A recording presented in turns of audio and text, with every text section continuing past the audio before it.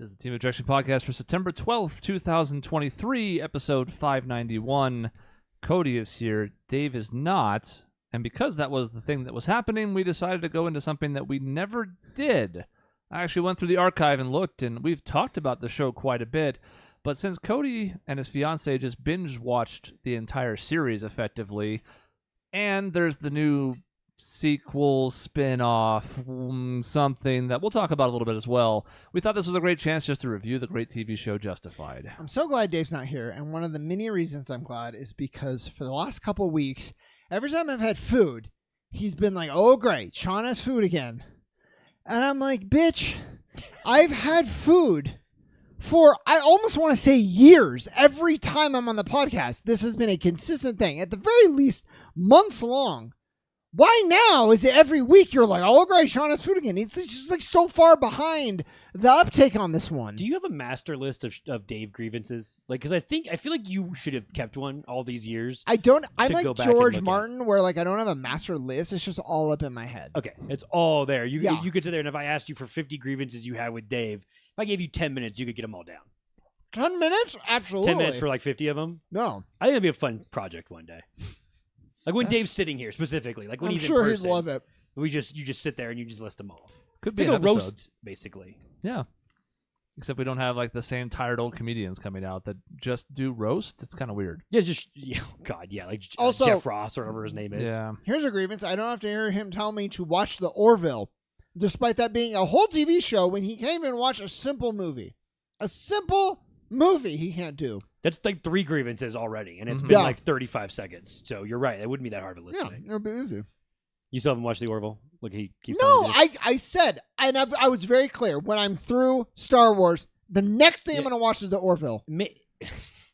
Star Wars never ends. It just keeps making new shows. Specifically, I said true. Clone Wars and Rebels is all I said. When I'm through Rebels, I'm going to then watch The Orville. I know barely anything about that show because I have no interest in watching it, but didn't its premise just change? I feel like they're on a planet of Earth now, and they're not on the spaceship anymore.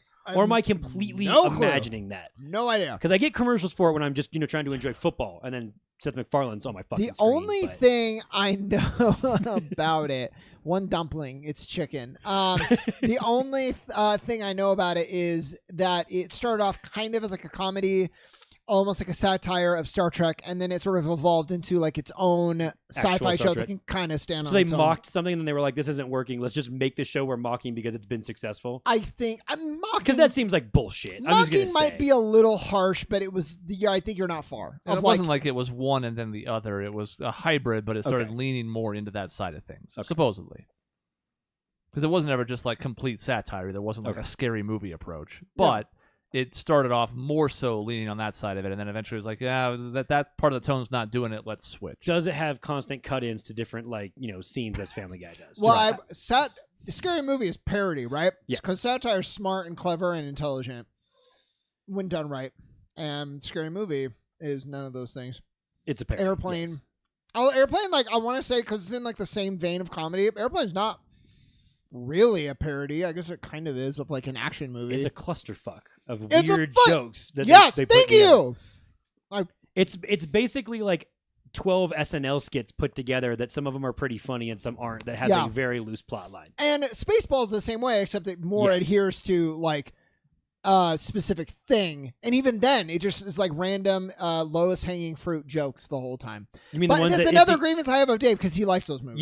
You mean if those movies were made today, the internet would have already made those jokes 100 times over before. Exactly.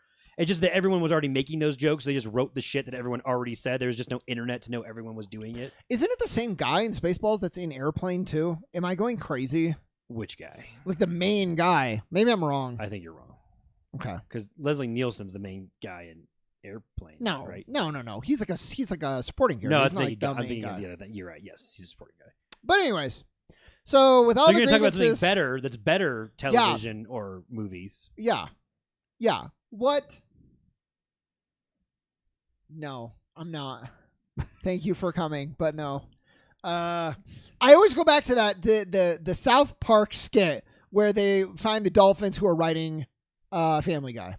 Manatees. Manatees with balls manatees, that they're taking back and forth. That's it. I thought that was like the funniest shit in the world. You when just South Park did that, and I didn't even realize it. Like, of course you realize it, but like when they put it like that, you're like, oh my god, you're right. There is nothing connecting these jokes. It must be so easy to write because it's just whatever you feel like, just throw it in there for 15 seconds. Yeah. Brilliant. Are you explaining that South Park's written better than Family Guy? Yeah, and I don't even. Like I'm going to be honest with you. Much? I don't like. I think South Park's smarter, but I like don't always think it's funnier. But that's, I guess, an issue with me.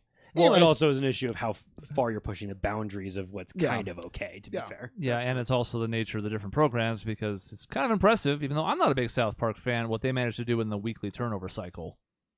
You don't even really have time to hone in on those jokes like Family Guy arguably could, because now it's like, well, another episode's got to get produced. Here we go. At least they're filthy, filthy rich now. I mean, they're like multi-millionaires now with all the deals they've cut. So I guess it worked out. Yeah. Bill Pullman in Spaceballs. Thank you. That's right. Okay. Yep. Bill Pullman. What a good guy. Anyways, Justified. Cody, you are going through it. This is going to be interesting because Chris, I finished it. Think, right, you finished it. I think he enjoyed the show more when we were going through it the first time. Well, going through it together. And it's been so long, I don't remember a lot of it. And you just went through it. Mm-hmm. So you guys are going to have to remind me of some things. But overall, I mean, you must have liked it okay, right? You finished the whole 6 seasons in like a month. It wasn't a month. Let's see. It was May to August. Finished 6 seasons of it. It was like the only show I was really watching. Granted, they're like 45-minute to an hour. I've been watching Succession. I made it through 1 season. That's in the same amount of time. Yeah, well, you know what? You're busier than I am. I can, We also talked about how that's not really a binge show. No. Because you end up just feeling dirty and gross if you watch like 3 or 4 episodes of that or more. Yeah, I can watch 3 or 4 episodes of Justified and be pretty satisfied with how everything's going. Well, so you made it through. We watched some of the first season together, and I thought it was a good sign that you were like, this is good. I enjoy this. Even when watching the first season, because while there are moments that work, and primarily when you're following the main character, Raylan, I thought the episodic nature, I wasn't super into it. That's where, that's what I think got me hooked, is we get into like 7 episodes into, I think, to that first season, and I'm not really into even the shows that are having like a villain of the week type thing, where then we're also kind of following like the major plot lines. My problem with like Mandalorian, for example. We do the fucking mission while we dick around waiting to get to the actual point of what's kind of going on.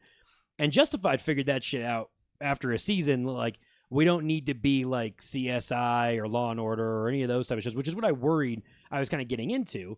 And then we pretty much move away from that in season 2. And it's like, no, you're just bouncing back between like 3 different scenes of like, it's like, the Givens stuff part of it, and then it's Boyd's part of it, and then in season 2 it's the Bennett's. Yeah. And you're just going between the 3, and you're touching on each of their stories over and over again. There's not a whole lot of, oh shit, someone showed up and is harassing him. Almost every time someone's around or whatever, they're tied into the longer story of whatever it is. They're working for somebody or something like that, to where I didn't feel like there was a ton of filler episodes. I think that's what like I got through. I feel like the first season is a little bit. It's one of the very first ones, because speaking of Succession, Alan Ruck's in one of them, right? He's the dentist guy who is on the run, and it's like Raylan. It's really like episode 3 or 4. Yeah. It's very early. And Raylan's like chasing him down. It doesn't have shit to do with basically anything else other than it gives you, like, they did some stuff early on, be like, wow, Raylan's really good at shooting people, and he doesn't have any qualms with shooting people. And you kind of get, I like that. You kind of get all of like Raylan's rules of and he's what so he does. good looking. Yeah, he's so pretty, and look at, he loves his hat so much. Like, you get all this like groundwork out of the way in those first couple episodes, and like I feel like after like 7 or 8 episodes, I know Raylan's character really fucking well, to where I didn't love the episodic stuff, but there was like some backstory that was built into most of it. And you can argue that it's actually halfway through season 1. Yeah, I think it's like 7, 8 episodes. Around episode 8-ish, you introduce Bo Crowder, Boyd's dad, and there's a whole jail part with him and Boyd and that whole side of things. When Duffy shows up in the middle of season 1, and he ends up being quite important, arguably the second best foil Raylan has. I'll get to him in a second, too, because I have lots of comments on him. And we start having overarching stuff with, like, his ex's new, like, Gary's the piece of shit stuff he's into, which lasts over multiple seasons. So, like, the first, like, episode, the pilot's great, and then episodes, like, 2 through 7 are, like, burn notice, complete episodic, almost nothing that matters. And then it seems like even in the middle of that first season, they figured it out. It's much better in season 2, but when I look back, I'm like, the wheels were turning in the back half of that season because it all starts connecting. There's a ton of payoff from all those little things sprinkled in. They figured their shit out, and they brought a lot of these characters back to use them for other purposes. Yeah. It was funny you brought up Mandalorian because I feel like part of the reason they do the side quest of the week is because that's very spaghetti Western-esque form of storytelling, which is what inspired it. And I could see justified being like, we're also doing like a take on the spaghetti Western. Literally, it's like a modern day gunslinger. But I don't think that the type of storytelling that you're doing should necessarily adhere to what you are based off of the whole time. And it's good for you to go off and do your own thing. Like, don't limit yourself if you can go beyond it. And I think that's, like we said, what they figured out. Because this sounds like a very dark thing to say, but like this show didn't give a shit about killing people at all. Major people. Like all of a sudden, that guy just got shot and killed in the 3rd episode. The good example I can think of is the crappy season 5, is the guy, I don't remember, I'm blanking on his name because I blanked out a lot of season 5, but the guy who's working with the what's that family's name? Why am I blanking? The Crows. The guys who are working on the Crows. The one Crow guy kills the guy because he's talking shit with a shotgun, and the kid has to not say anything, and he takes him out and buries him. And that shit they're like, oh, he disappeared, and you're like, well, that's gonna backfire later on. That guy got played up to be like he was gonna be a major part of what Michael Rappaport's doing, and he's just dead and gone really quickly. I don't want to take away what you're saying. I think I remember reading that like there was some sort of conflict behind the scenes with that person. Either interesting, he had another show or he wasn't getting along. But with he was just an example. But either way, yeah, I mean they do the Dewey. I think it was where he's looking at the painting.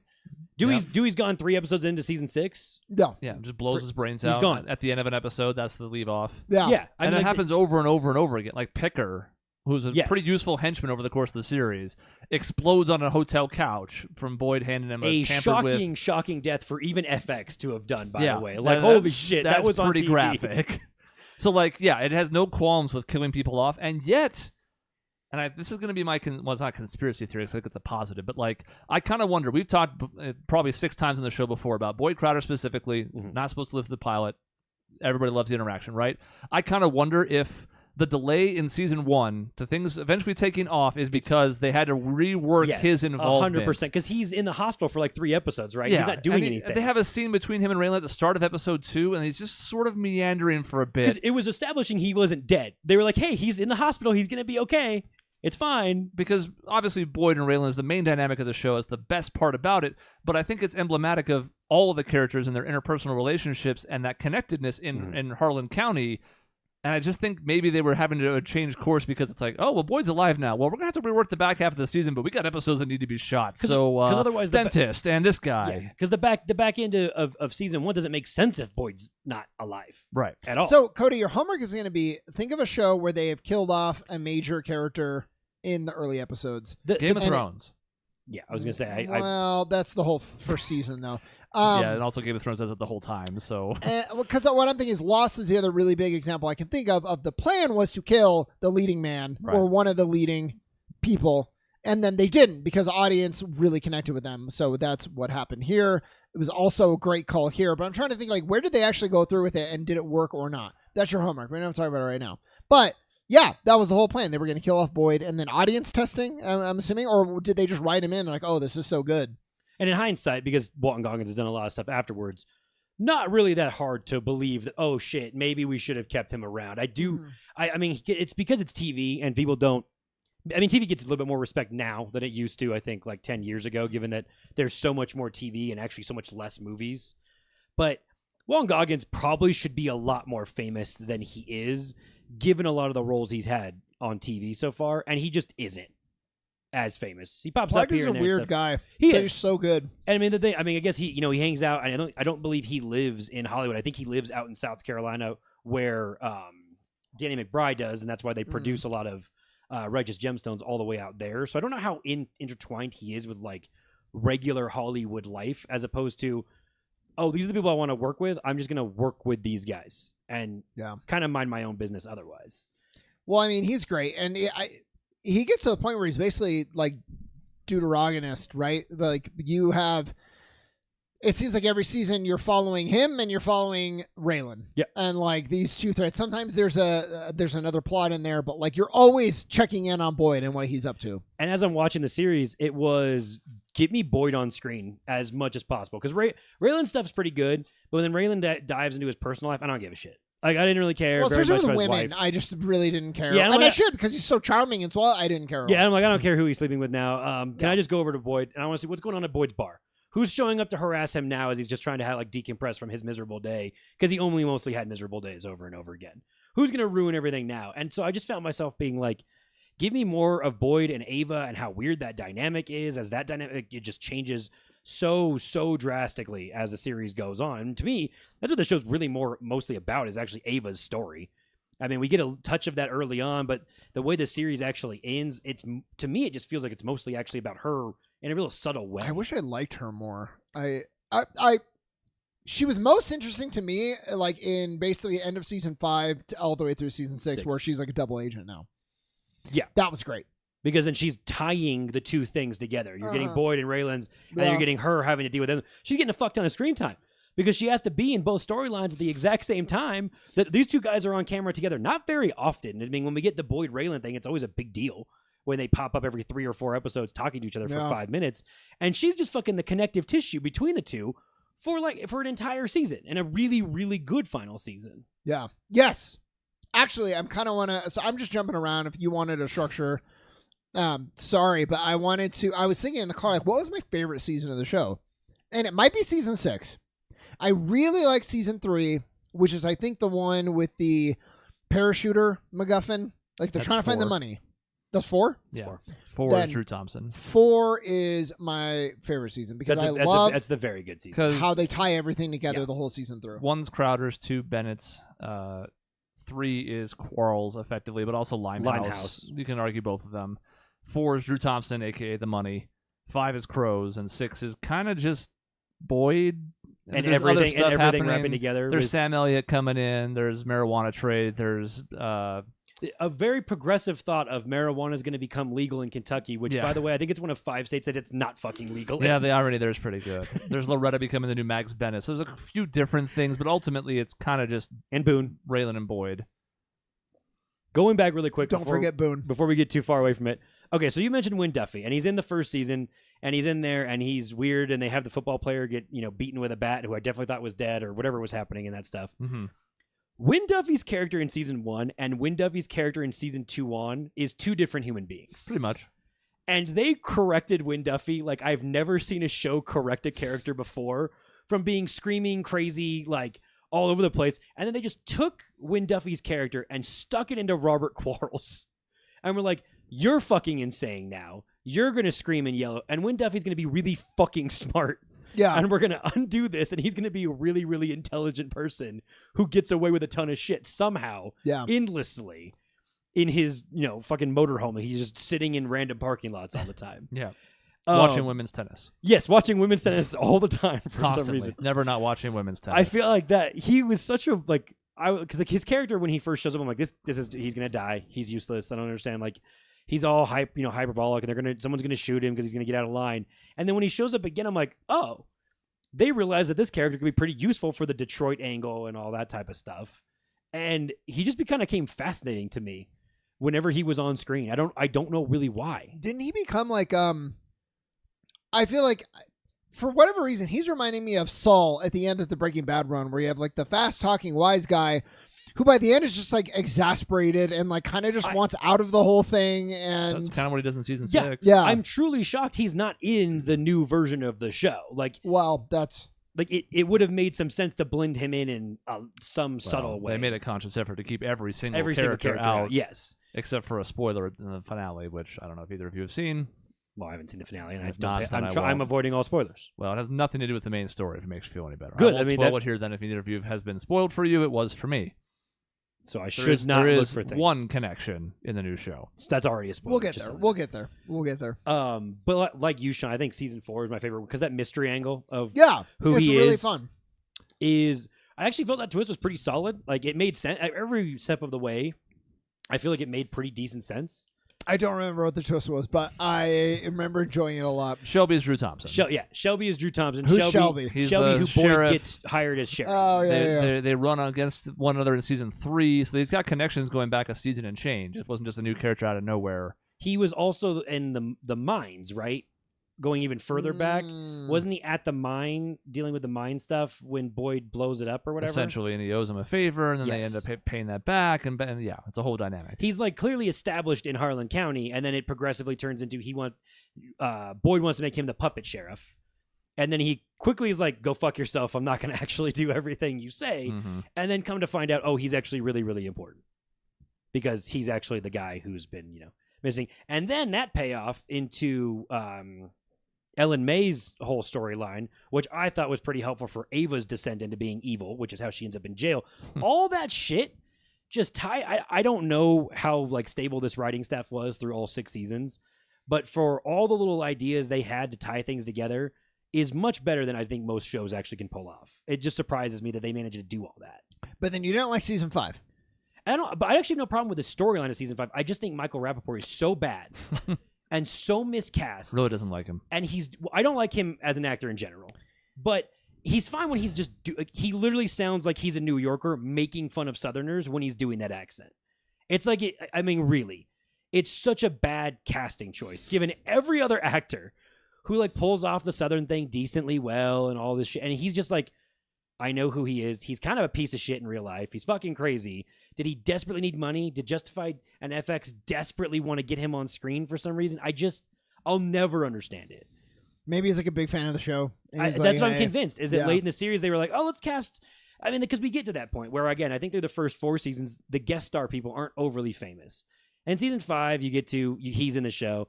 And then Mary Steenburgen, or whatever her name is in the back end of season 5. Then she carries into season 6. And Sam Elliott's in season 6. Yeah. And I'm like, they're not as distracting as he is because one, Mary literally talks in that, that's her voice. And Sam Elliott's also got a Texas-y... He's kind of like the consummate cowboy. Yeah, they at least fit from everything I've seen them in and how I've heard their voices. And then Rappaport's just he's also not intimidating. Y'all. Yeah, exactly. It's he's also just not intimidating as the head of that family at all, which is cool because then he gets his dick shot off at the very end. And I'm like, that sounds right. That's right. Yeah. Who's the actor's name? Oh, it's right on the tip of my tongue. Who is the dual? He did the little tiny pistols. But the actor's name.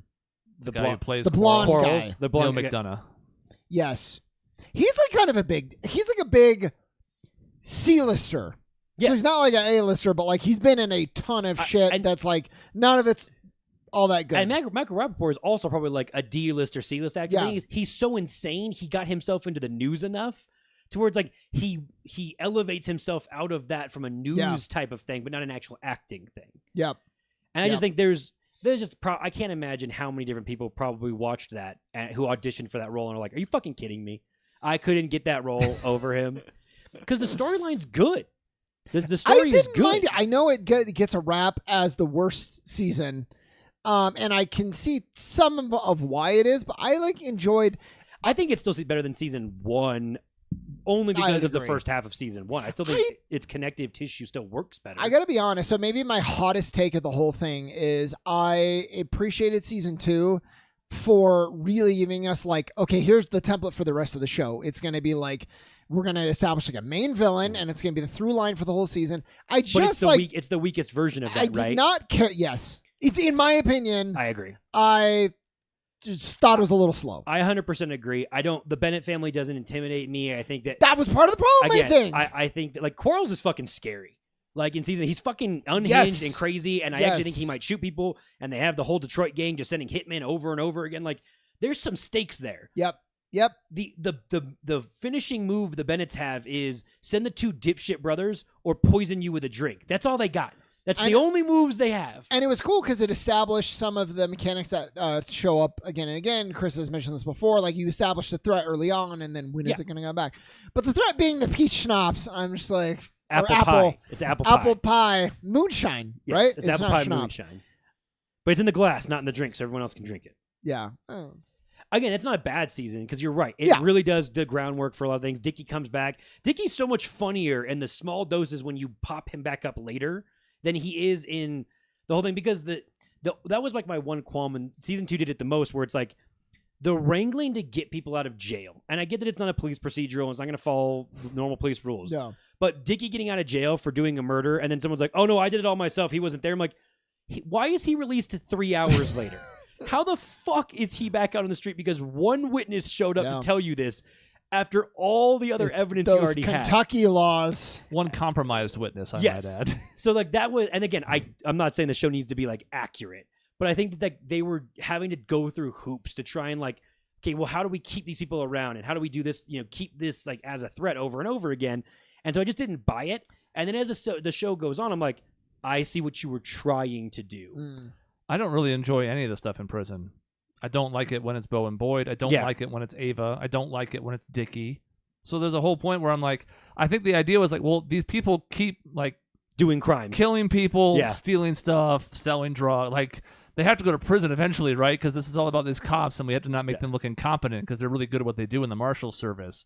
So instead, we have to keep putting people in jail, but then they have to keep slithering out. And you're like, okay, but well, I don't love Ava's whole prison angle, fucking prison break type shit.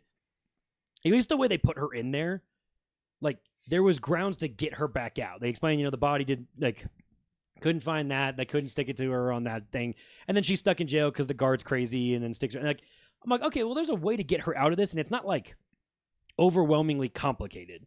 Boyd's also a little tricky when he goes in and out, and they're like, oh, well, technically now we violated something, and now he gets to be back out again. Half the time he's going in, it's on purpose. Yeah. Most of the time he skates on what he does, and then half the time he's in jail in the show is when he's trying to get at Dickie. Yes, exactly. Because he shot Ava. So, like all of that, like most of that holds up, I think, pretty well overall.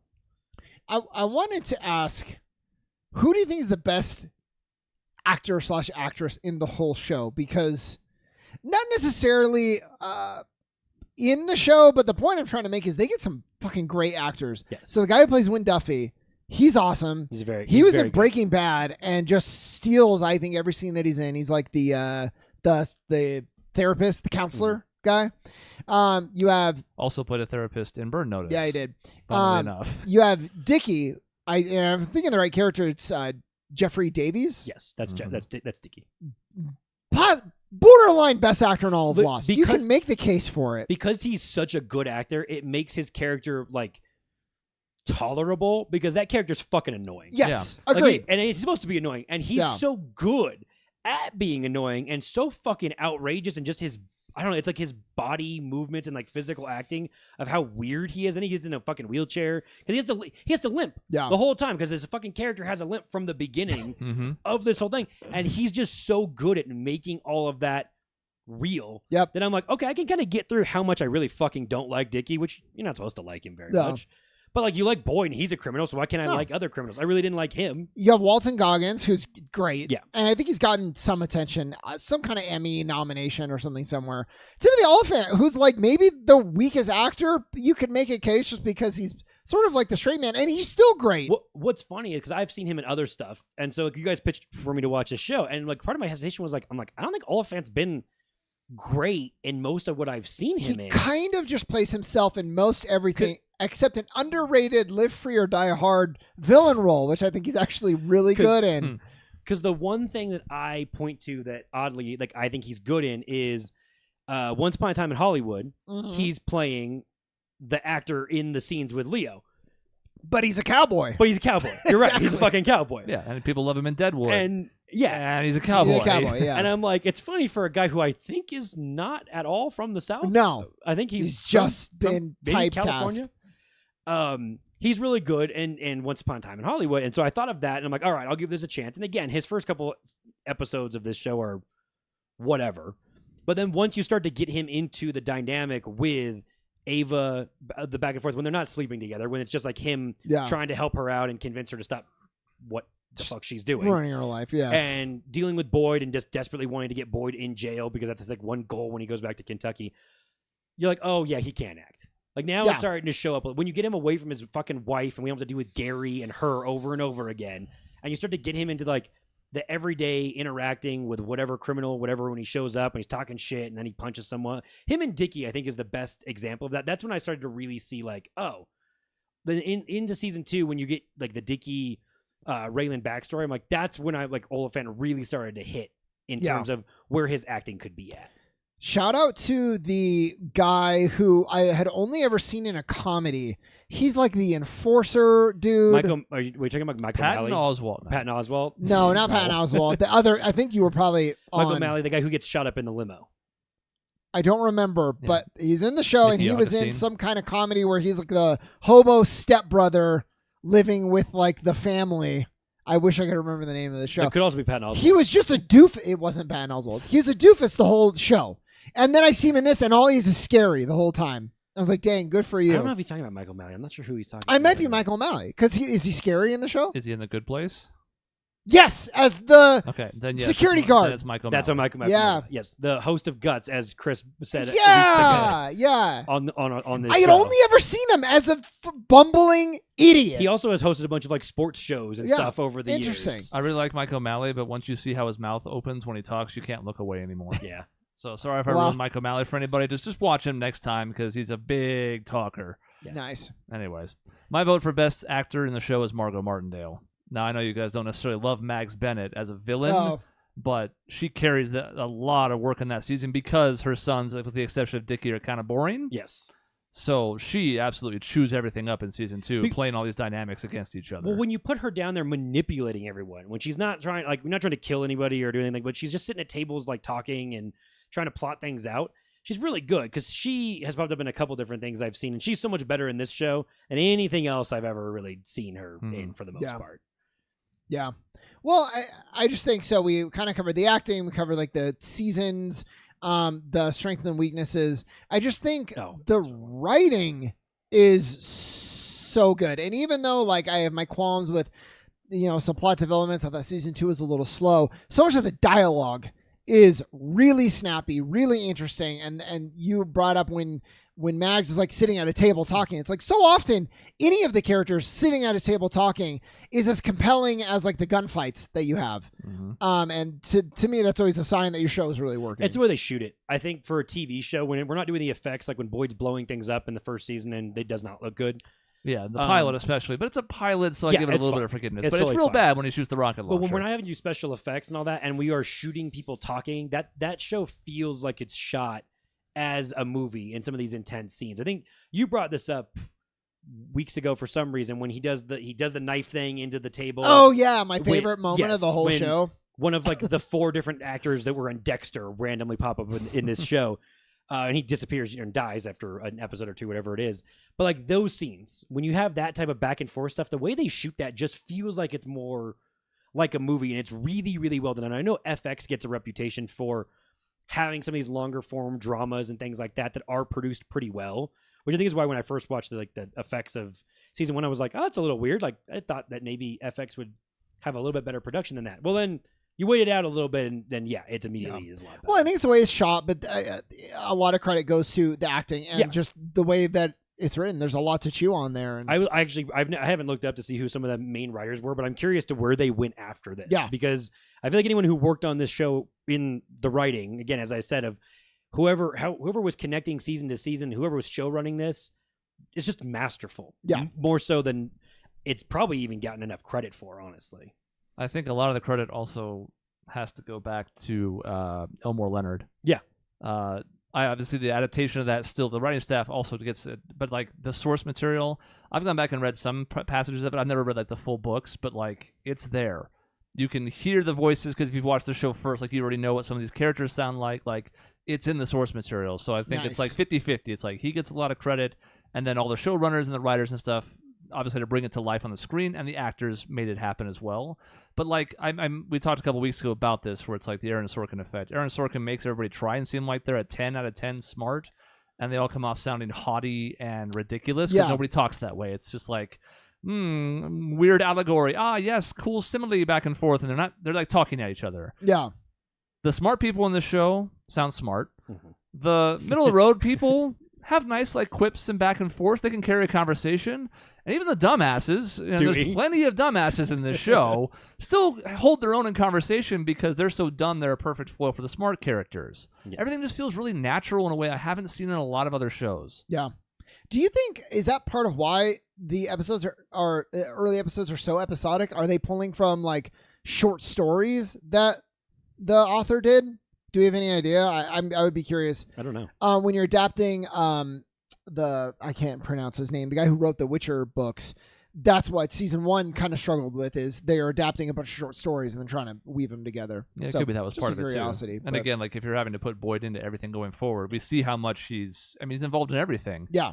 Even when it is the Bennett season, it's all right, well, Boyd's trying to cut his weight on this side, and then Octodrag is going to turn adversarial, and then that's the same thing in Quarrels. He's maneuvering behind the scenes, trying to get the Bennett inheritance. Like it all, I guess if you had to rework things. Now, obviously, after season 1, they knew what they had going forward, so it wasn't like a surprise then. But still, I wonder how much was left on the drawing room table because it was like, well, this character is going to have to be a thorn in our side constantly, so we got to figure that out.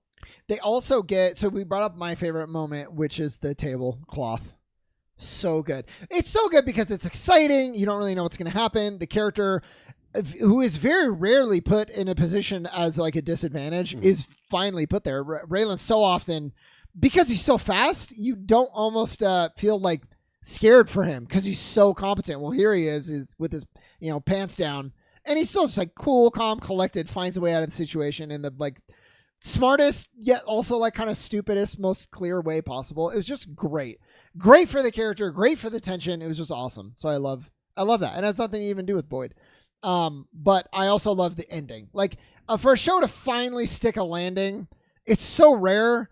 And Chris and I are in different camps on this of like, can an ending ruin a whole show? And I think, well, if the show's good enough to that, like it's fine. But to have a show, great journey and a great ending, I think it deserves a lot of credit.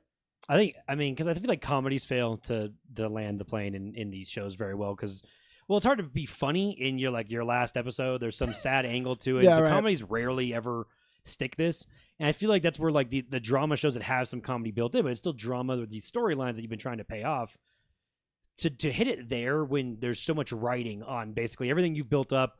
I mean, especially for this show. I mean, this show is literally circling back to the second episode to get Ava away from Harlan County, as Raylan basically tried to do in the first place. Mm-hmm. And that, she kind of fucks him over to actually get away like in the first place. And then he, tracks her down and we go through the last couple scenes and he has to fake kill her off to Boyd. Like it's like closing the door on so much shit that was built from the very, very beginning, which sometimes shows whatever they did in the first season, it's not really that important anymore. And, the finale is actually closing up like just the last season or maybe the last season or two. This has a thread that closes everything out from the very, very first couple episodes, which even if they're not the strongest episodes, they went back basically to Boyd not dying. Yep. And then that's what this finale is all about. Because I don't know, if Boyd doesn't die, I don't know how Ava's character matters.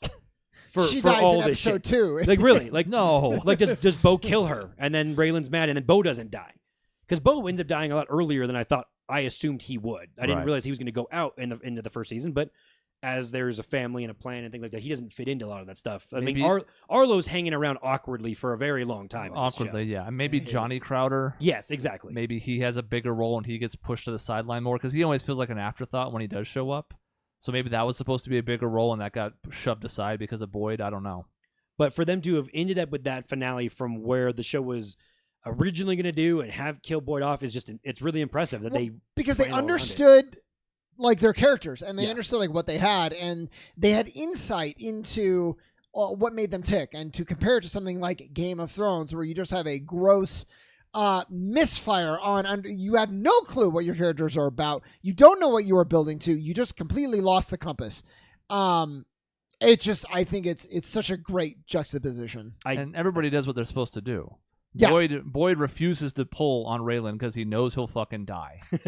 So he doesn't do it. He ends up in jail. He gets tricked into thinking Ava's dead. That whole last scene's great.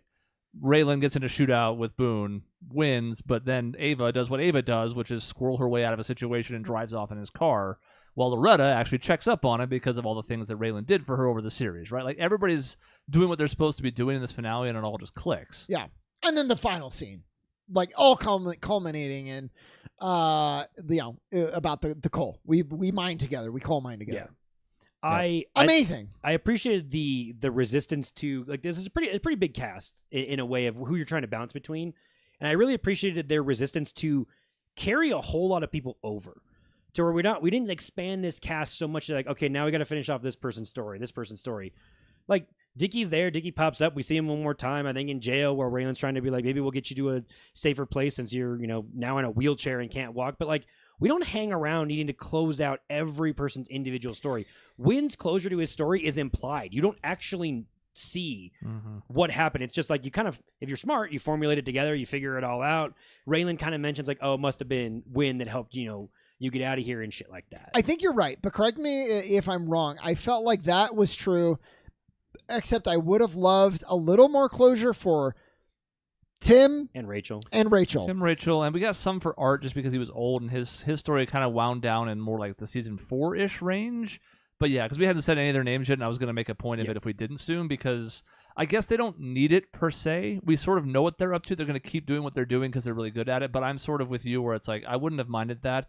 People have clamored for a spin-off series with, hell, even if it was just Tim and Rachel. And I'm like, I could see it. It'd be kind of weird without Raylan, but they might be able to make it work. I think while I was where I was okay with that for the most part is some shows take these characters and they end up being in 80% of the series and you get no backstory.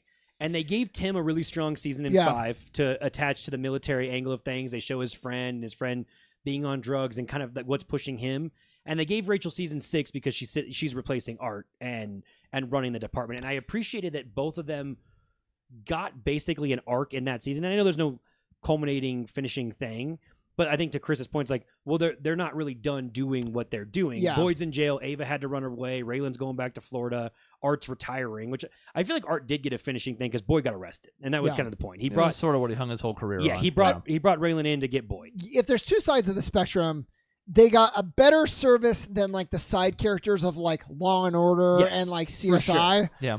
But not the full flesh out that. Maybe I would have liked, even just for those two. Yes. Just a little bit more, especially as we close things. Because I feel like the first couple of seasons, they're just kind of there. Like they're in a huddle, and Raylan and Art and those two are talking to fill out the scene a little bit. And at the end, right, they kind of disappear, if I'm remembering correctly. A little bit, because they get lost. They're on the hunt for Boyd, but Rachel really gets lost in that because it is kind of her season. Because Art pops back up again, and then he gets Raylan and lets Raylan go.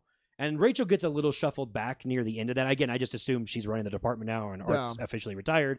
And that's like her implied conclusion to that. You're right. Tim really doesn't get a whole lot of that angle, but I did appreciate that he gets picked up because they have to keep babysitting Raylan. Yeah. Like at some point, Art couldn't be the one going out with Raylan on cases. So you needed these two characters to be there. And it's really weird if they just are in cars with Raylan over and over again, and then there's no fucking character development ever. It would have been a really, really awkward thing. I just wasn't sure.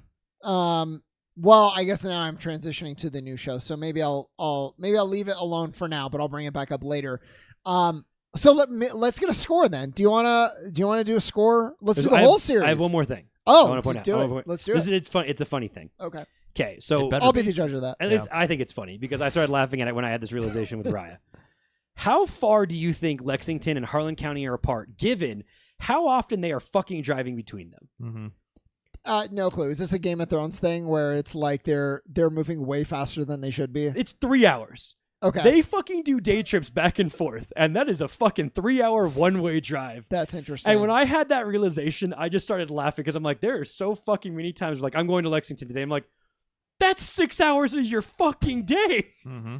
Yeah, or and I thought they were 45 minutes. I swear to God, say like 30. A better example would have been 24 when they're like, "Mr. President, we're on the way," and you're like, "No, you're not. That's if you take the next 4 episodes, you're gonna get there." Again, it's not a big deal. It doesn't harm the show in any way. It was just we got near the end of the series, and I was just like, they go to fucking Lexington so goddamn much. I really wonder, like, how often are they in the car driving back and forth? And I could not believe that it was like 3 hours. Well, it was the funniest shit. It's additionally stupid in a sense where it's like it's 3 hours to Harlan County, and then you got to drive into all these fucking podunk remote areas. So it's probably like 4 or 5 to get anywhere. Getting to fucking Limehouses from Lexington. Yeah, going to the hauler. Like, there's no way that's not a 4.5 hour trip. Yeah. It was just funny to me that they definitely just like glossed over that. We won't worry about geography. It doesn't really matter. It's just a function of Lexington to there. It's all fine. But I just absolutely was convinced they were right next door to each other. But that's one of those things, though. I'm glad you pointed it out. It's a little bit smart on the writer's side, though, because like with the story you're trying to tell, don't get bogged down on like those details, right? Like it doesn't matter. We can't have this. We have to change our plot because these places are a little bit further than maybe the audience assumes. It's irrelevant. Like, that's okay. It's relevant. I never caught. Like, again, I would love to go back now knowing that and see. It is hilarious though, when he drives. Is it still daytime from when he was daytime there to then back to Like, I'm like, man, it's nighttime now. There's no fucking way you did all this work in whatever amount of time. Yeah. Sometimes it's multiple trips, especially when Ava's his CO. Exactly. So there's got to be a one or two in there that just can't work. Yeah. Again, doesn't matter. Not a critique of the show at all. Just something that I looked at and I'm like, that is the funniest shit that they were like, we're putting it in Harlan County. We're doing this in Lexington. I want to know how many Hollywood people even fucking had an idea when they wrote the show. How far apart they were. I want the creator to be like, well, you just missed the part where there's like a helicopter freighting for the majority exactly. of the Raylan's trip. just running. We like thought of it. helicopter We just don't miles. want to show that. This isn't actually the real world. This is just like an alternate universe where in Kentucky the land plates have shifted Yeah. tectonically. Exactly. Parallel universe. Yep, Yeah, that's a good one. Because I think what mostly got it caught me up on that was because Wynn's in Lexington most of the time, parked in a Walmart parking lot in his motorhome, Presumably, yes. and he's just hanging out there, and it just feels like he's like, oh, I'm gonna go talk to Wynn Duffy today, and I'm like, so that's your whole day is this 5-minute conversation we just saw on screen, and then you left. Well, no, Yeah. that one's easy. If he goes from the office to go see Wynn Duffy, that's just in Lexington, so that's no problem. Well, when he goes back, like when he's in Harlan, he's like, oh, I gotta go talk to Wynn now or whatever shit like that, and I'm like, but you went back there, I'm like, well, then he's doing that, and he's like. If he's at Ava's at the house, I'm like, how far? I don't know. It just we have no idea where the Crowder house is. I have no clue. Everything else. It seems way out there in the spoons. But I was Anyway. gonna have one more thing before we gave scores, and that was just favorite moments. Sean already kind I of did mentioned a mine. couple Great. of his. I'm set. But Cody, having just watched the show, I'm curious about yours, and I'll mention a couple of mine. I mean, I think honestly, it's tough to nail a lot of them down. A lot of them are honestly in season 6. I think when I think about it, the one that I think sticks with me a lot, again, funny enough because I don't love the season a ton, is when Raylan is strung up on the tree and Dickie is beating the shit out of him with the bat, and then I can't remember the line specifically that Boyd says or something like that when he's threatening to kill him or this and that, and he wants to take him with him, and that whole double cause, like that whole scene of those 3 actors on screen together and the way that was written, all that, I was like laughing the whole time. We're being like, someone might fucking die right now, and I think this scene's just comical the whole time. That's really good. I think the in scene of season 2 when Mags is in there and drinks the thing, and then the annoying son who's the sheriff guy who I can't stand that whole season gets just blasted through the head. The way that, again, for a season I didn't love, the ending of that whole like run, that episode might be one of my favorite episodes because I just think it's so good. I just mentioned one of mine as a corollary to it, her drinking her own poison. Yes. And you're still not sure, is she going to poison Raylan? Because we know how deep the feud goes between the Bennetts and the Givens. So like, is he the one with the poison? Nope, it's herself. She's going to duck jail time, and she's going to drink her own apple pie thing and go to just sleep for a while. That's all. And it goes full circle in that season. So I think if I'm like thinking not trying to avoid the final season, which I could pick so many moments out of, but I feel like that's the one that really, really does, oddly enough, stick out. I honestly think was compelled a lot by the Ellen May story because she pops up a couple different times, and then it's like really sad just because she's treated like shit so much. Yeah. And then a lot of the stuff with her and Shelby in that stuff when they're trying to get away, I think that scene where they keep getting cut off and they've blockaded everything, and that whole run of stuff right there, I think, again, because that's my favorite season, I was really interested in all of that. I don't, for whatever reason, again, it's not the whole, it doesn't have to be the whole gunslinging shootout type of stuff. I think one of my favorite aspects of the whole show, because you mentioned Ellen May, is that the stupid characters, I don't want to say get what's coming to them, but like, more importantly, the people who put their trust in the stupid characters get what's coming to them. Yes. So Ava gets fucked because she tries everything she can with Ellen May and it doesn't work and blah, blah, blah, and it fails. Dewey Crow is constantly a thorn in Boyd's side because he's just too stupid to be trusted, right? Like all these characters that show up and are just really dumb, Choo Choo, like whoever, like... I love Choo Choo. They ultimately end up causing problems, as they should, because they're idiots. So there's constantly those consequences for that. You mentioned season 4. The end of season 4 is one of my favorites, where it's just him and Mike O'Malley in the back of a limo, and Mike calls him on his bluff, and he's like, yeah, bullshit. And Raylan's like, okay, and he just steps out of the limo, and it gets fucking lit up by machine guns from the mafia guy, Theo Tonin. Was it Theo? Was that the kid? It was Theo's the main guy. Theo's the main guy. What's his son's name? I don't remember. Fuck what me. his name The younger was. one, the one that's supposed to be a bitch, ends up just gunning down this guy in a limo on an airport tarmac. Am I allowed to say him blowing up Picker with the bomb is one of my favorite? Because I was so stunned and shocked by that that I probably gasped to that scene because there's just no fucking way that I'm aware that that's absolutely what's about to happen, and just for shock value, I think that's one of like the scenes that stands out so much. Yeah, I mean, it leaves a lasting impact. I mean, it's funny because there's just, even in the immediate aftermath, and this is all acting, sure, but like the people in the room look legitimately stunned as they're just covered in detritus of the guy who just exploded. They're all 5 such good feet from actors. I'm them. like, did you tell them they were going to get sprayed with a stomach explosion? Isn't that like great writing though? Is because when you look at it, you're like, oh yeah, that's it's something that is in character for somebody to do, and yet still so surprising. Yes, well, I'm like, oh yeah, boy great. blows people up. That makes sense, or blows shit up. We have not done it for a while. What great fucking callback that he's going to blow this dude up. Yep. And I think all the Boyd and Raylan interactions are really good. Some better than others, sure. For me, 2 of my standout moments are the Win Duffy ones. It's next one's coming faster, where he just chucks the bullet at his chest. And then later on, as they're using that bullet to try and incriminate Raylan as a dirty cop, everybody's just marveling how cool that line is. So in the show, they're like, he said he said the next one's coming faster? Like, goddamn. And then the Russian roulette interrogation after Trooper Tom gets killed. Where he storms into Win Duffy's Winnebago or whatever the fuck, which is kind of a funny name when you think about it. And he's like, well, your henchman does this, so now I'm going to play this way. And he actually like loads a bolt into it and spins it. Jerry Burns' acting in that scene is like the best. With like his legitimate is like, Jesus Christ! Right, Like, when that's like, no, right. that's fair. You're right. To Sean's point of he's one of the stronger actors in the show. That scene is what you would put on anyone's his highlight reel. Yeah. You can't just come in here and shoot me, Raylan. Why not? Isn't that what you guys do? Yeah, you're right. You're like bringing that scene back to mind, and I'm like, that is absolutely one of the best scenes in the show. You're right. Like, so clearly, because it's just the whole premise of the fucking show. Because Raylan, Raylan's a good cop, but he'll blur that goddamn line, especially when he's pissed about a fellow officer getting killed. And Win Duffy has some sort of code that he twists to his liking whenever he wants to, but he at least has reason. You can have this back and forth where you can't with other characters, but even he's like, this is too far. Wow. That's great. I like Win's like reining the show in from jumping the shark. It's like, no, you can't fucking just do that. Yeah. Yep. All right. He's like, all right, I won't kill you. It's fine. Yeah. And it's a tiny thing, but I've watched this scene like 15 times. And like, as there's that tension, there's that eye twitch from Raylan. And before he finally goes like, okay, I believe you, and just leaves.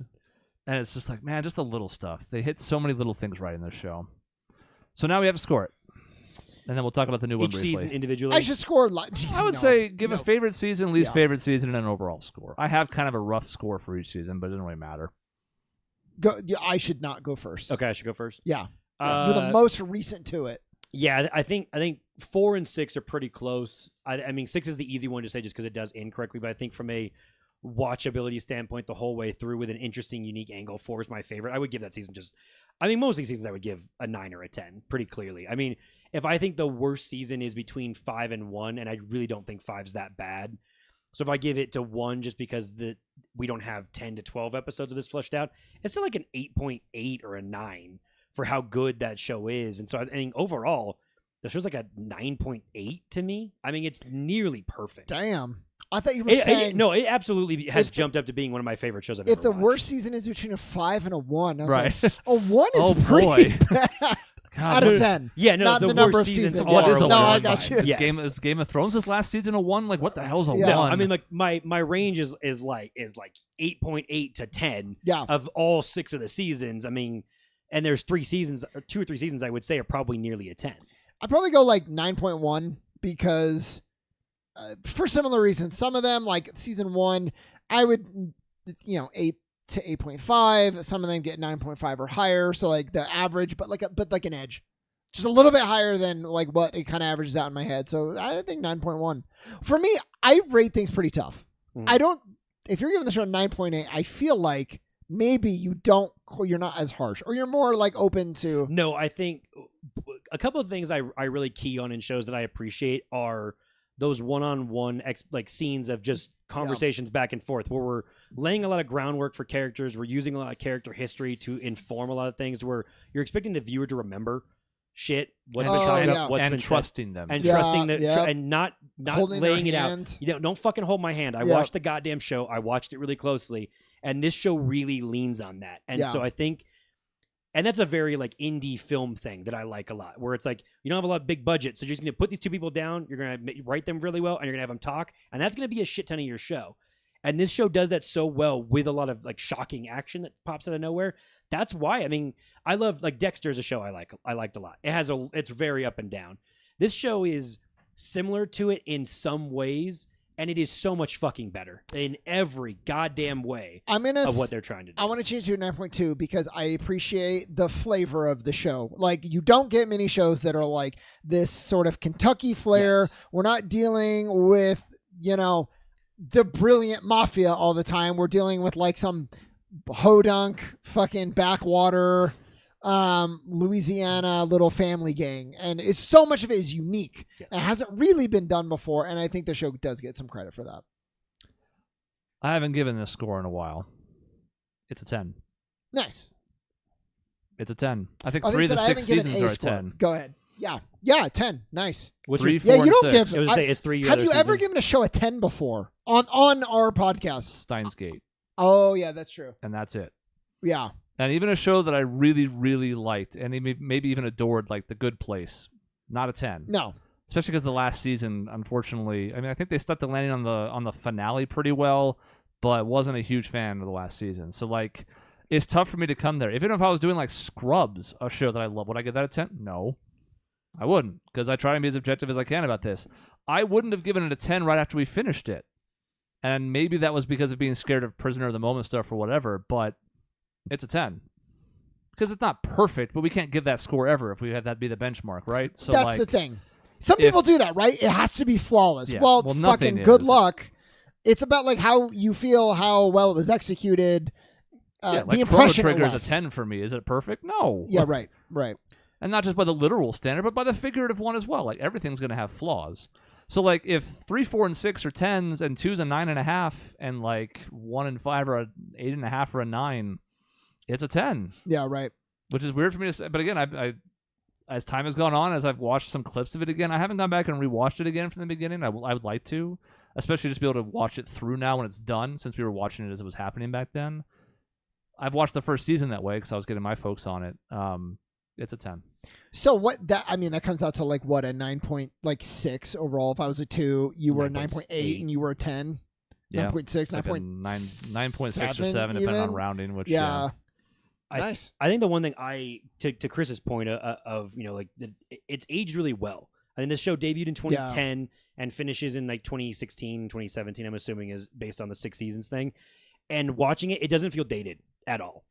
I don't feel there's any scenes where I'm like, oh, that's weird or out of character or any of that stuff. It feels like if you basically made the show shot for shot now and did 6 seasons of it, it would be perfectly fine on TV at this exact moment. And maybe that's part of why they've got, a reboot of it in a way. Yeah. My biggest flaw of the whole show. You guys tell me what you think. I don't really like the title. I love everything I else. poked fun at that right in the first 3 episodes, right? Where I was like, are they going to fucking say shit's justified over and over again because they said it so many goddamn times in the first couple episodes? Really, and then just the you're right, they pilot. go away from that. Yeah. The pilot, like a lot of pilots, has a few missteps. I We feel talked like about the CGI on the rocket Yeah. launcher. We talked about, I don't pilots are have a weird. better title, but like You'll it never leave Harlan County alive, but that's not that's Yeah. a mouthful. Wait, you would just be Harlan County. Like, that's what they would call it. Yeah, and or even then, I'm Harlan, like, or but then we have some shit. Orange, like the OC. We have other stuff that's like, does that stand out? I don't know if it's I don't think it's a great title, but I don't really have an alternative either. That's the problem. yeah. I'll think of an alternative. I just remember thinking like, what does Justified truly encapsulate the entire show for me? And it's like, no, it encapsulates maybe the first like 3 episodes, and then from there it kind of goes and does its own thing. We dug Harlan coal. County, which is kind of boring, is almost a better title for the show and what they're doing. With the "You'll Never Leave Harlan County Alive" song at the very end, I'm like, that's the whole purpose of this. With Mhm. again, if I'm really keen that Ava's story is kind of the really main through line here, the She whole leaves it premise alive. is leaving Harlan County, and she's like one of the only ones to do it. Somehow, despite all the death around her of every character that's connected to her, And so like that's what I'm saying. Except Boyd. It would just be Harlan or Harlan County. I don't know what else Yeah. you'd call it. Yep. All right. Well, there you go. That's our review. I don't think we need to get into, especially because now we and we filmed an haven't watched episode. it yet. We watched an episode. Did you Yeah. guys watch the first? I have of not. I'm City stalling Primeval? on it because I'm waiting. I want to watch it Like literally the day before we're gonna watch next Okay. episode is what and now I might be holding off on that. Yeah. Yeah. So the new one, City Primeval, has finished now. It's 10 episode run. I think it's 8 or 10. It has gotten good critical reviews. Yeah, I think it's been well received. It's probably not going to be as good as this for a couple different reasons. One of which is it has none of these connections that we grew to adore so much.